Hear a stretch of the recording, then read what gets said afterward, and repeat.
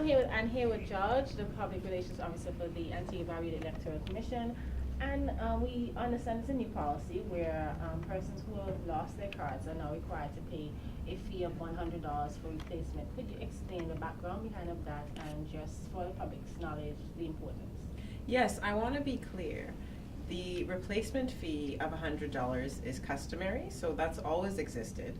But what has happened now is the Commission has made a policy decision with respect to replacement electoral identification cards.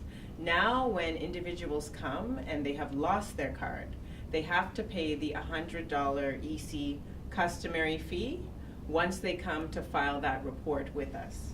In the past, what was happening is they didn't have to pay the $100 fee until they came and collected the card. But we've re-examined things because what we recognized is that a lot of cards were being printed and they were unclaimed.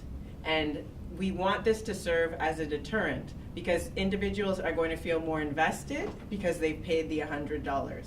So this is why the Commission has instituted the new policy, and we know that this will make the electoral process a lot more efficient and a lot more effective. Now, of course, for persons who are living overseas and would have filed the cards, does that rule also apply to them?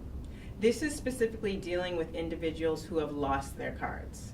So people may have misplaced their wallets and their electoral identification card is in it. For whatever reason, they cannot find their card. So they come to us and they say, I've lost my card. So they file a report with us and they pay $100. And when we print the card, we notify them, we call them, and they come and they collect their card. I also want to make something clear. Pensioners are exempt from the $100 fee, and also individuals who can produce an official report from the police or fire department. They are also exempt. Okay. Now, is there anything else you want to add in regards to that issue? Well, I just want to make it known that it's really critical that the public understands that the electoral process is dynamic.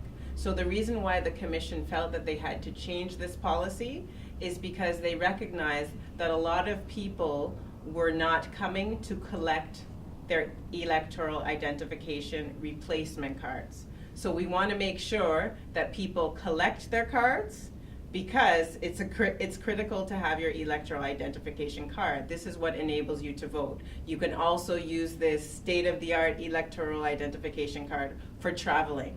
Okay, so it's one of the best in the region, and so we want to make sure that individuals recognize the importance of the card, and we don't want them filing these reports if they are not genuinely intending to come and collect the cards. Okay.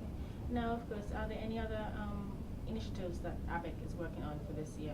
Of course, we know we have the possibility of a pending referendum that is still being sorted out, but are there any other projects that ABEC is working on for the year?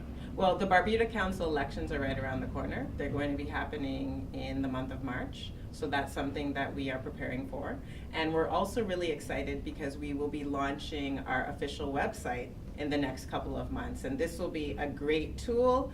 People will have information about the structure of the commission, the supervisor of elections, the voting process, the registration process, our public education campaign. It's user-friendly, it's educational, it's informative. So we're going to be launching that in the first quarter of 2017. So that's something that we're really excited about. Now tell us about how preparations are going for the Barbuda elections. Preparations are coming along well. Of course, it's the supervisor of elections who is responsible for the Barbuda Council elections. And we're accustomed to Barbudans going to the polls every 2 years, so systems are in place.